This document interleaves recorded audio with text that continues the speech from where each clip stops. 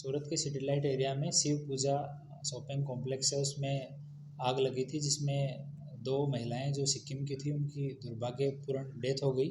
और इस संबंध में इन्वेस्टिगेशन पहले उमरा पीआई कर रहे थे, बाद में माननीय सीपी सर के द्वारा इन्वेस्टिगेशन एसीपी जे डिवीज़न को ट्रांसफ़र किया गया है और अभी एसीपी श्री इसकी तपास कर रहे हैं। और इसमें अभी तक जो 3 आरोपी थे जिनको अटक किया गया था, पहले नामदार कोर्ट ने उनका पुलिस कस्टडी हमने मांगा था, लेकिन नामदार कोर्ट ने वो हमारी एप्लीकेशन को रिजेक्ट कर दिया था। बाद में उसका रिवीजन एप्लीकेशन किया तो नामदार सेशन कोर्ट ने ये अप्रूव किया है और अभी 2 दिन का पुलिस कस्टडी है वो तीनों आरोपी वसीम, शाहनवाज और दिलशाद का आज नामदार कोर्ट ने अप्रूव किया है और 2 दिन उनसे पूछताछ की जाएगी। अभी तक हम लोग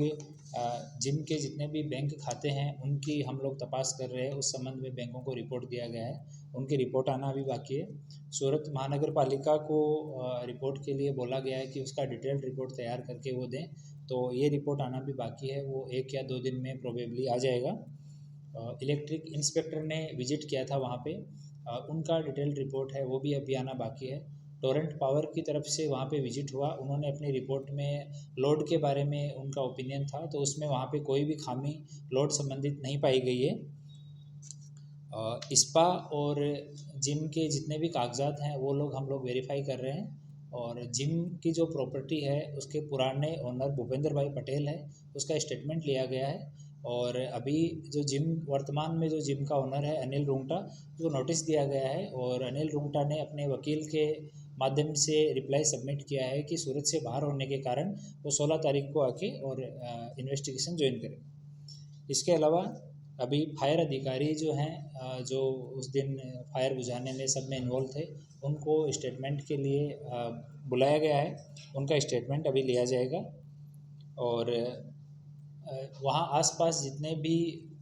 जो शाहिद हैं जिनका वहाँ पे शॉप है, कोई सामने खड़ा था, उन सब के स्टेटमेंट लेने की कार्यवाही अभी चालू है। इसके पहले सर जब नामदार कोर्ट में तीनों आरोपियों को 7 दिन का रिमांड हम लोगों ने मांगा था, लेकिन नामदार कोर्ट ने उसको अप्रूव नहीं किया और अभी दोबारा से रिक्वेस्ट किया तो 2 दिन का अभी कस्टडी दिया है। तो अभी उनको लाजपुर जेल से पुलिस स्टेशन में लाया गया है और अभी उनके साथ पूछताछ चालू करेंगे कि उसका स्ट्रक्चर का चेंज करने संबंधित मेन मुद्दा था कि स्ट्रक्चर चेंज कब हुआ। उस समय उन्होंने जो इनिशियल स्टेटमेंट था उसमें बताया कि जब 2019 में इन लोगों ने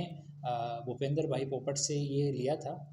किराए पे, तो उस टाइम पे स्ट्रक्चर एज इट इज़ बना हुआ ही था। तो उससे पहले किसने बनाया, उस टाइम पे इन्होंने बताया कि ये जिम भी उन्होंने टेक ओवर किया था, तो पुराना जो जिम का ओनर था जिसकी भी डेथ हो गई, घनश्याम करके नाम था, जिससे लिया था, तो उस संबंध में डिटेल पूछताछ की जाएगी और ज़रूरत पड़ेगी तो उनके घनश्याम की डेथ हो गई है, लेकिन उनके कोई परिवारजन या प्रतिनिधि जो भी उनके बिहाफ पे अभी प्रॉपर्टी को देखते हैं या घर पे हैं, उनको बुला के पूछताछ की जाएगी। सर फायर जो हुआ था वो कहाँ पे हुआ था और फायर इस पूरे मामले को लेकर जो है सूरत महानगर का एक्चुअली इसका रिपोर्ट उनको डिटेल्ड रिपोर्ट देना होता है, जो कि ना केवल इन्वेस्टिगेशन के काम के लिए बल्कि पूरा केस का जब तक कि लास्ट तक जजमेंट तक जब केस चलेगा तब तक के लिए महानगर पालिका की रिपोर्ट है, वो एक्सपर्ट रिपोर्ट है, तो पूरी तरीके से उसको तैयार करके दे रहे हैं। तो उन्होंने 1 या 2 दिन के अंदर वो लोग सबमिट कर दें। फायर वजह क्या थी सर? अगर बिजली का लोड नहीं था तो फायर कहाँ से हुआ, किस वजह से? इसमें इलेक्ट्रिक इंस्पेक्टर ने भी विजिट किया है और फायर के अधिकारियों ने भी विजिट किया था। तो उन्होंने इनिशियली बताया कि जब हम प्रवेश करते हैं उसमें तो वहाँ एक रिसेप्शन बना हुआ है, रिसेप्शन के पीछे का कॉर्नर है, वहाँ पे एक सर्किट था लाइट का, तो उस कॉर्नर को उन्होंने इनिशियल बताया कि यहाँ से फायर की शुरुआत हुई थी। जब उनका डिटेल रिपोर्ट आएगा तो उसमें एक्चुअल सारे रीजन, उन्होंने कुछ सैंपल भी कलेक्ट किए हैं, वो सैंपल उन्होंने FSL में भेजे हैं, वो सैंपल आने के बाद उस सैंपल की जाँच करके बाद में वो डिटेल रिपोर्ट देंगे तो वो इन्वेस्टिगेशन में शामिल किया जाएगा।